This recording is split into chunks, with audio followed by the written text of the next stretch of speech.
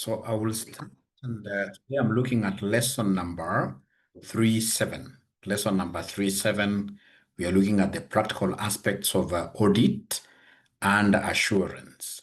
So remember, what we are asking ourselves is a simple question.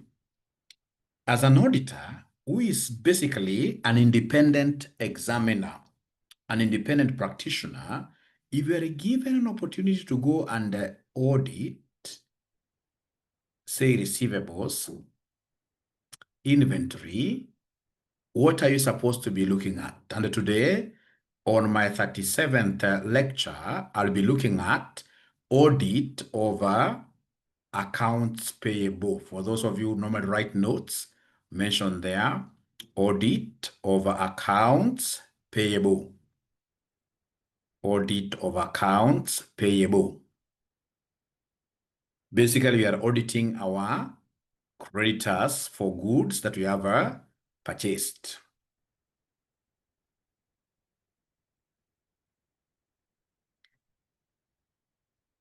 Yeah, and I'll be able to share my screen just in a minute.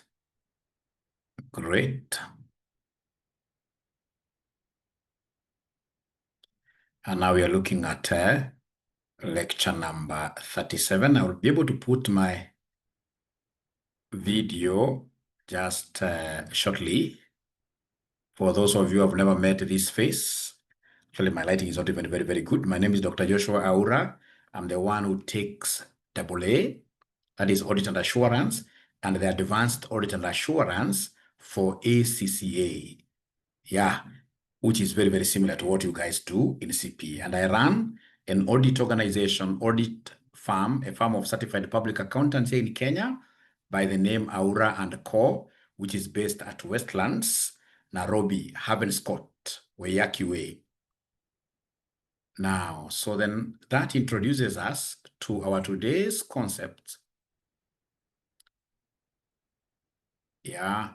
So we are looking at lecture number 37. So I should be able to switch off my camera now. Lecture number 37. 37. Yeah. So lecture number 37 is here. So basically in lecture number 37, we are looking at substantive testing, accounts payable, and accruals.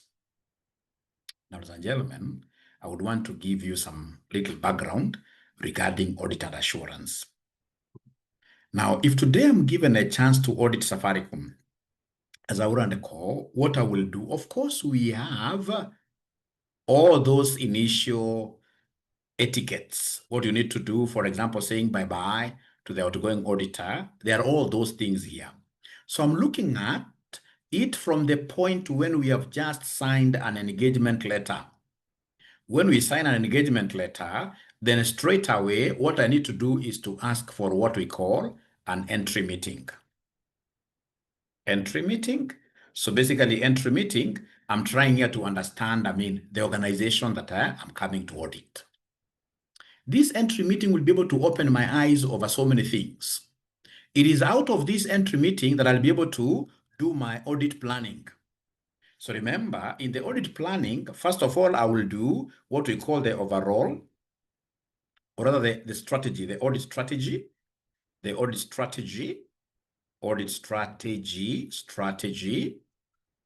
and then I'll be able to do, ladies and gentlemen, audit strategy. Yeah, audit strategy. And then I'll be able to do what we call the overall audit plan, which now is more detailed. Remember, the overall audit plan normally comes from the audit strategy.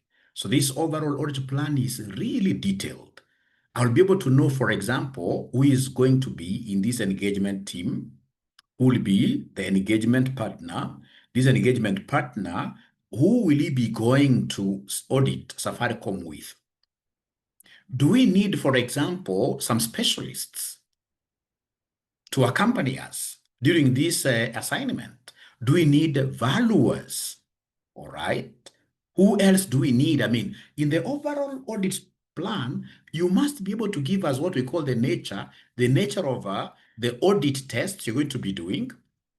So we have here the nature, we have the extent, and then we have what we call the timing, the net concept. So the nature, I'll be able, ladies and gentlemen, in this case here to tell whether I'm going to do a control-based audit, whether I'm going to do a risk-based audit, etc.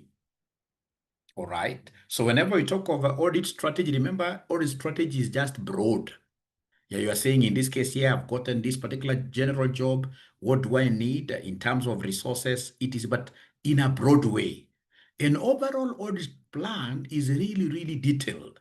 You know, you are showing if it's resources, you can't just write resources in general. No, you have to be very, very specific. All right. Now, ladies and gentlemen, after I finish this, then now automatically I will be able to start test of controls. So we'll be able to test controls here. We go to the farm and test what we call controls. Controls. So remember, I've already taught this. I told you controls, ladies and gentlemen, these are those mechanisms that are put down by an entity to ensure that the entity's objective is met. So we must ensure that the entity's objective is met. So the entity's objective, of course, would want to maximize profits. If it's a profit maximizing organization, they want to maximize profits. For them to maximize profits, for example, all assets must be safeguarded. Must be safeguarded. All assets must be safeguarded. Yeah, assets from receivables. We shall never have, for example, any student going to RCM there, and then they are paying cash, and then that cash is misappropriated. No. We want the objective of RCM to be met, which is profit maximization, for us to be able to grow and become even the very first virtual open private university. All right. So all our assets must be safeguarded. For that to happen, ladies and gentlemen, we need what we call control systems.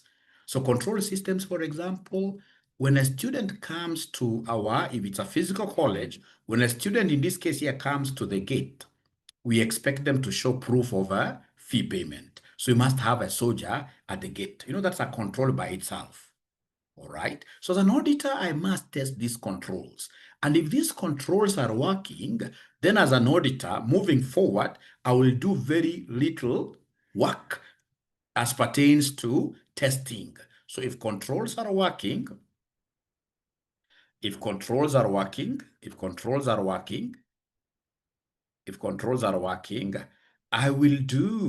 I will do few tests. Yeah, this is what now we call small sampling. Small sampling. Yeah, I'll be testing a few things because this is a good organization that has been able to put proper controls. But what if, ladies and gentlemen, I come to your organization and then I realize that you don't have any controls at all?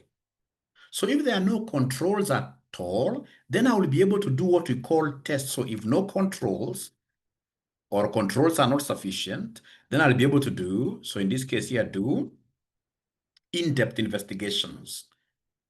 So if there are no controls, you'll be able to do, in this case, I repeat, in-depth investigations, what basically we call substantive, from the word substantial, substantive tests, or test of details, or test of what here? Test of details. Up to there, ladies and gentlemen, are we really together somehow? Are we really together somehow? Up to there, ladies and gentlemen, are we together? Are you able to follow? Please give me a Y for a yes or an N for a no. So if there are no controls at all, then I'll be able to do in-depth investigations. Thank you very much. Or we do test of details. And I repeat, because I want you guys to be very thorough in this. These tests, substantive tests, are the ones we use the words are A, E, O, U, the vowels. And I'm so sure here, those students who have been able to attend my classes will be able to tell you what they mean. As an auditor, I don't have a lot of work to do, really. No. So long as I capture all these steps, then everything will be very, very easy. So in this case here, you use A, E, O, U, where now things are not working there. people are not using proper controls, I have to do a lot of analysis. So analytical procedures for A. Analytical procedures, I have to do a lot of computations there. All right. So analytical procedures, basically I'm using ratios. I will ask you to give me financial statements even for the last 3, 4, 5 years. And then I do ratio analysis to test the trends and the estimates. So I will do ratio, and like this, I will do ratio analysis, basically to do what here? To observe trends. Observe trends. And how do I observe trends? Very easy. If, for example, your revenue is increasing, if your revenue is increasing over the years, if your revenue is increasing over the years, and your gross profit margin is reducing, then this in auditing, of course, is a red flag. This is a red flag. Yeah, we expect in this case here, gross profit margin to be increasing with your revenues. But should I get a situation where now there is no telling a trend, then that is a red flag. I need to just stand up with my red flag and tell these directors of this organization that has been able to make this financial statement that I'm auditing that, hey, things are not adding up. Let's now do more work. So I should be able to look now for substantive audit evidence to be able to see what is not happening. So this audit evidence has to be sufficient, and appropriate. Remember, sufficiency is all about quantity. So because things are not working, right? There is this red flag. So forgive my spelling there for sufficiency. So it has to be sufficient. Appropriate is the quality, right? The quality of evidence I'll be able to get. So this is analytical procedures. So analytical procedures comes from the word analyzing. What am I analyzing? Numbers. All right. Then we have A for an inquiry. So on an inquiries, remember, we do inquiries internally, and then we also proceed to do what we call third-party confirmations. Third-party confirmations, like the third-party confirmations. Great. So that's an inquiries. Then we have inspection.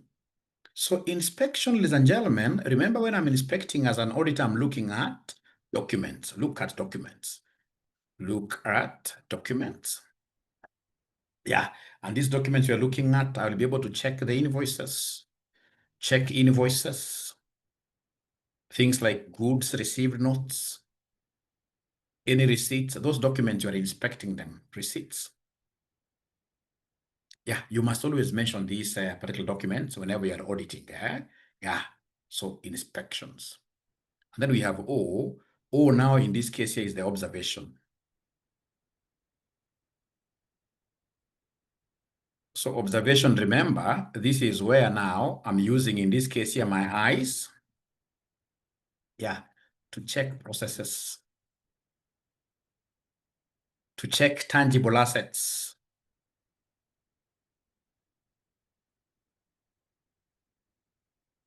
Yeah, you're telling me that this vehicle is able to move.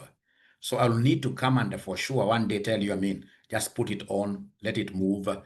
That one, when you are looking at an operation live, like for example, if I come and sit somewhere, I'm looking at that soldier of ours, is he able to check receipts from every student? That's an observation. I'm watching, in this case here, an activity in action, or on motion. We call that one observation. So for example, I would observe stock count. There are things happening, there's motion there. That's observation. There is a difference between inspection and observation. Inspection, you are inspecting, in this case here, yeah, for example, the documents. Yeah, and anything that is stationary, even a vehicle, when you're looking around a vehicle which is stationary, basically that will be a form of what here? Inspection. That's why we say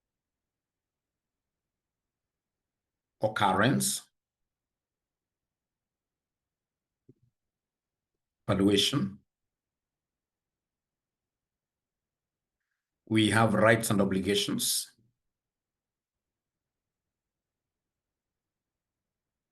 We have presentations and disclosures.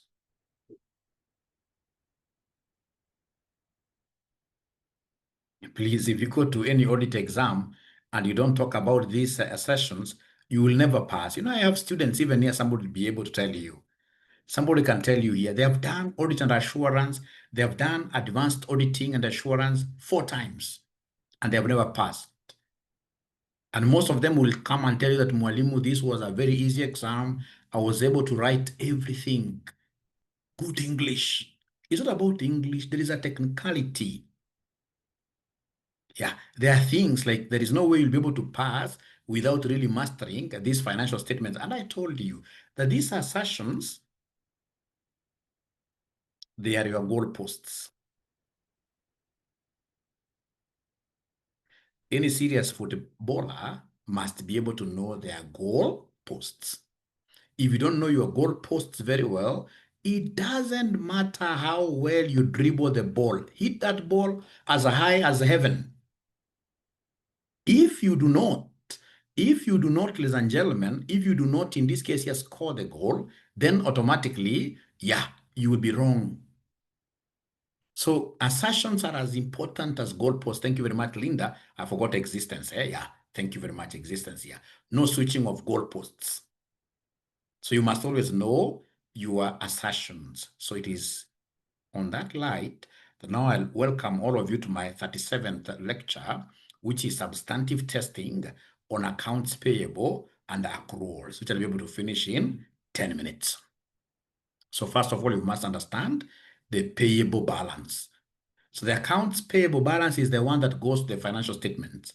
How do you get the accounts payable balance? You take the accounts payable, or rather, yeah, this accounts payable, you take the opening balance.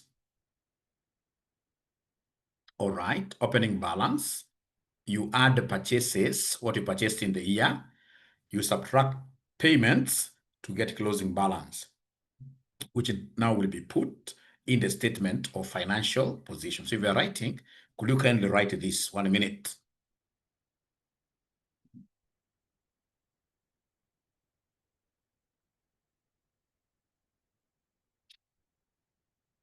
Did they charge your laptop, eh?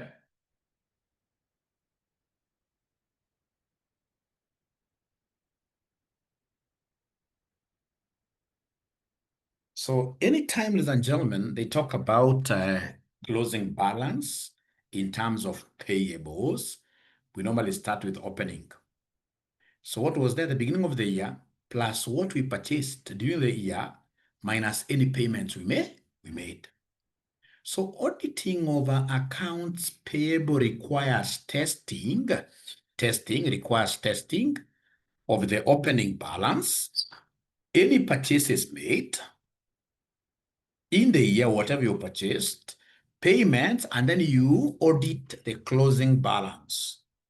You audit the closing balance. So basically, you should be auditing this equation. Very, very easy. It's payable.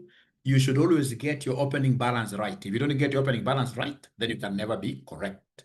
So assertions for accounts payable and procedures. So we start with opening balance. Procedure for the opening balance, what do you do? When they tell you that this was the opening balance for 2023, so what do you need to do? You need to go to the year end 2022.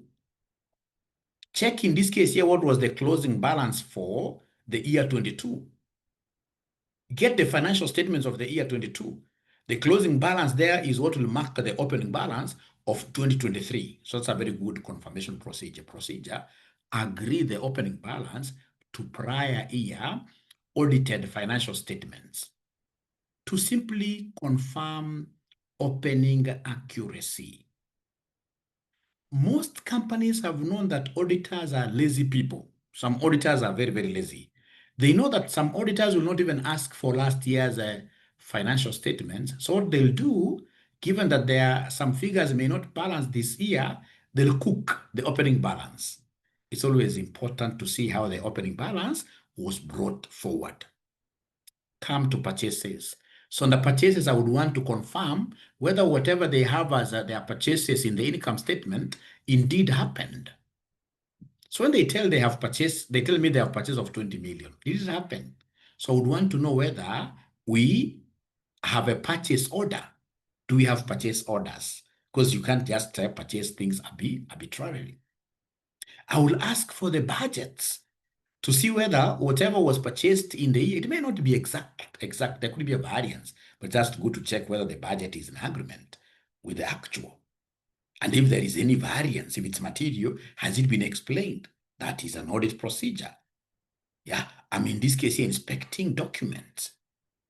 I should be able to inspect what we call invoices.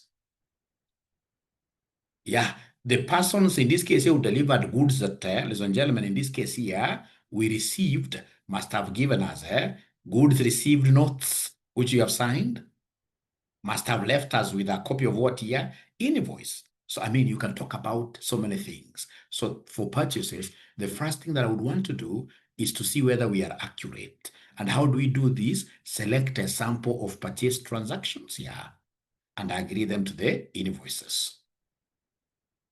Why? To ensure recorded amounts are correct. And remember, you just take a sample.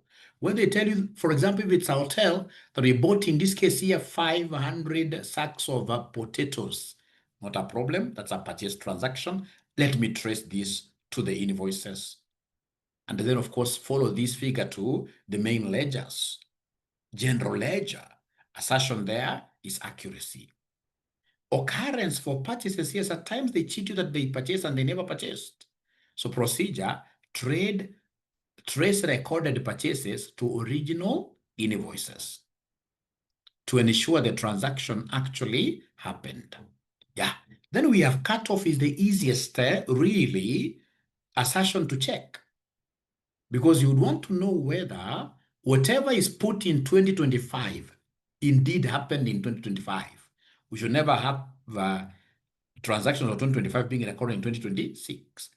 So for the cutoff, you look at the year-end transactions, like the December 2023 transactions versus the January 2024 transactions. So towards the year-end and immediately after the year-end. That's why we normally have confusion to ensure that there was proper cutoff. So procedure, select goods received notes dated before year-end and check that they are recorded in the correct year. Select goods received notes dated after year-end and confirm that they are excluded from current year records to ensure purchases are recorded in the correct period. Assertion is cut off. Ladies and gentlemen, you as an auditor, as I finish, how do you assess that the company made payments? So now here, as an advanced audit student, even as an intermediate audit student here, for payments, I have to think about bank statements. Yeah, bank statements. So like now for payments here, trace selected payments from the general ledger to the bank statement. Do they go through our bank really? To confirm that the payments occurred. Assertions, occurrence, rights and obligations. Of course, rights, in this case here, we know that we should be able to pay transactions that genuinely belonged to us. Yeah, so in this case here, when you get your invoices, you are tracking this to the general ledger, tracking to see whether this amount has been paid. We are trying to look at the genuineness, whether these particular transactions really belonged to this company. Closing balance, obtain and cast payables schedule. Cast meaning what here? Getting that schedule, it's quite huge. You simply get the totals using Excel to see whether it's casting, to see whether those totals are agreeing. So procedure, get the payables breakdown, cast the totals, and agree to general ledger. Why? To verify the completeness and the accuracy of the schedule. So basically, we are looking at the accuracy there And also what is this schedule complete? Completeness. Then it will be very, very important for you to do a supplier statement reconciliation. Select samples, not all of them, and compare supplier statements with general ledger what year balances. Why? To confirm the balance owed. This will also be able to help us when you are reconciling. You're also checking what you call completeness. And indeed, these particular accounts payable were existing. Very, very important. Supplier confirmations, yes. Send confirmations where no supplier statements exist. Somebody comes and tells you in this case that we purchased these goods, that we owe this person, not a problem. I'll be able to do what we call accounts payable circularization. And expect what we call positive confirmations, where those suppliers must write back to me. Yeah. Why? To independently confirm balances owed. Yeah. Do they exist? And then is our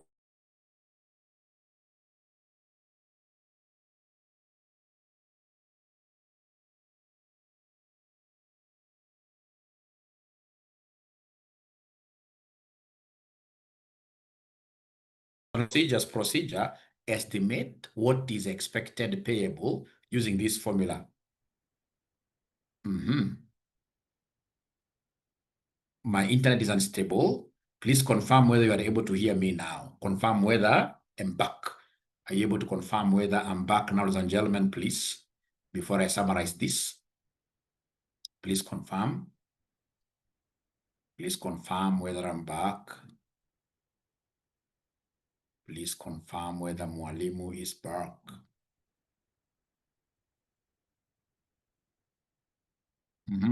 As I finish, yes, thank you very much. So analytical procedures use a formula here. And the formula you can see accounts payable equals accounts payable days. So we have accounts payable divided by credit purchases times 365. Don't worry about that. This I'll be teaching you this. So once you get the accounts payable days, which is an estimate, now you compare this to the actual closing balances and then investigate any differences. So remember, you can as well make accounts payable here the subject of the formula. And then whatever you get here, you shall be able to compare that with the actual closing balance. Ladies and gentlemen, I'm telling you, these are subjects that I can easily pass without even, putting in so much effort. So long as you understand these clear keywords. So like analytical procedures, I'll be able even to compare the actual balance of 20, for example, 25, with the actual balance of last year, accounts payable, to see the trend, to see where those figures are correct, or rather not correct, but to see whether they are quite close. Because if last year's accounts payable was 100 million, and this year's accounts payable is 500 million, that difference is huge. Raises eyebrows, red flags.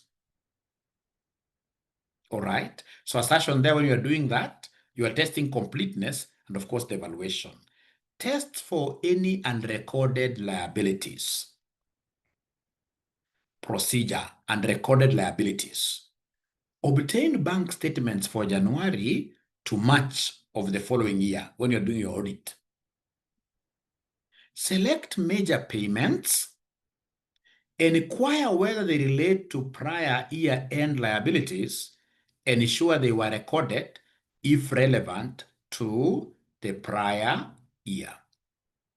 Now, ladies and gentlemen, you will be able to get at times liabilities. You know, it's very hard at times to have all your transactions captured down. All right. So immediately after the year end, try in this case here to have all your fingers in the company's bank statements. Any withdrawals, because it normally comes from directors. So directors will come and tell you, hey, there is this liability that you are paying today. So ask them, when was this transaction then? When did it take place? If they tell you it was for last year, it's important for you to ensure that that is recorded and taken back there. So for any unrecorded liabilities, obtain bank statements for January to March of the next year. Select major payments. You're seeing every day major. Be asking, be inquisitive. Those payments are for what? And inquire whether they relate to pre-year end liabilities. And ensure they were recorded if relevant to the prior. If they were not, please ensure that they are taken back there to test completeness. In general, as I finish, my good students, assertion existence as a detective, what does it mean? Does that payable really exist? Does it exist? And how do I test this? Pick some balances from the payables list and check if the company actually owes that money. E.g. check suppliers' statements. Do they exist? So those suppliers' ledgers, pick them up. Yeah, you pick those payables list and check if the company actually owes that money. Completeness. Have all payables been recorded? Look at January to March bank statements and see if any payments relate to last year's expenses. Check if they were recorded. Accuracy. Are the amounts recorded correctly? Pick some purchase invoices and compare the amounts with what was recorded in the system. Yeah, so you pick some purchase invoices. I can see an invoice of 10,000 and I can see the invoice number. Has this invoice been entered into the system as at 10,000 or has it been entered at 8,000?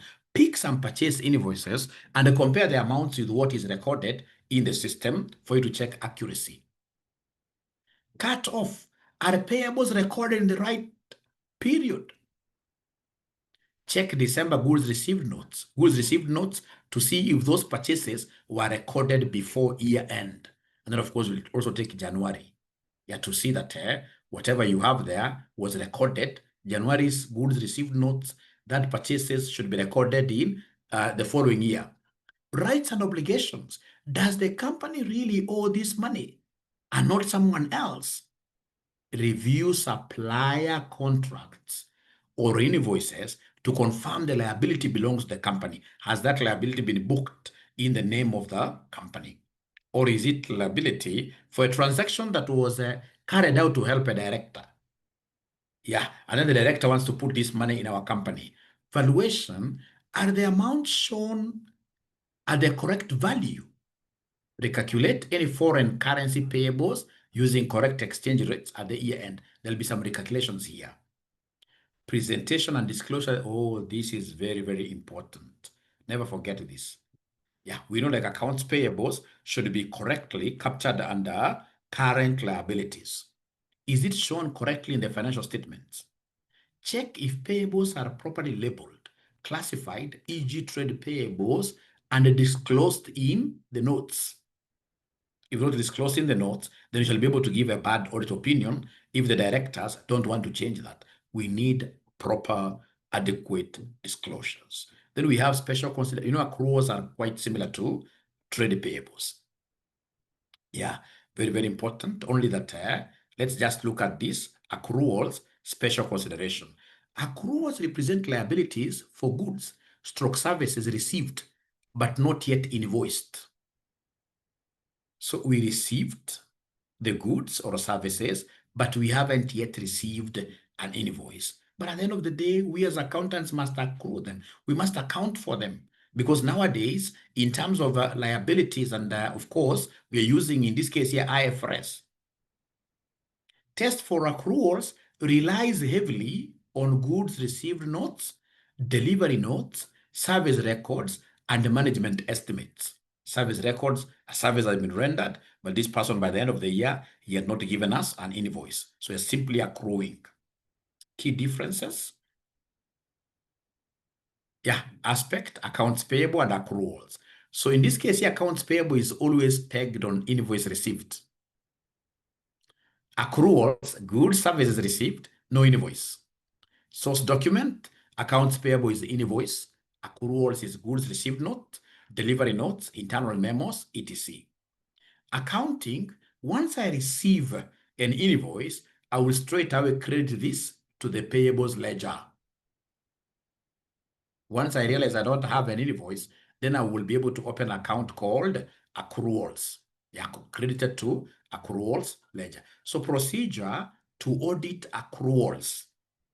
So now you can talk of invoice, trace goods received note or service delivery records, discuss estimates with management and assess reasonableness. use prior year comparatives to form what year? To form expectations. So they're giving us, ladies and gentlemen, a substantive procedures as a summary for AP and accruals. But this is not very, very important. Ladies and gentlemen, as you disappear from my class, can you kindly tell me what you've been able to understand? A few just sentences as you disappear from my class. If you go today and get your great spouse outside there asking you, we were to take this lunch together, but I can see you chose a class over me, then tell me what you were able to study. What will you be able to tell your spouse you've been able to study?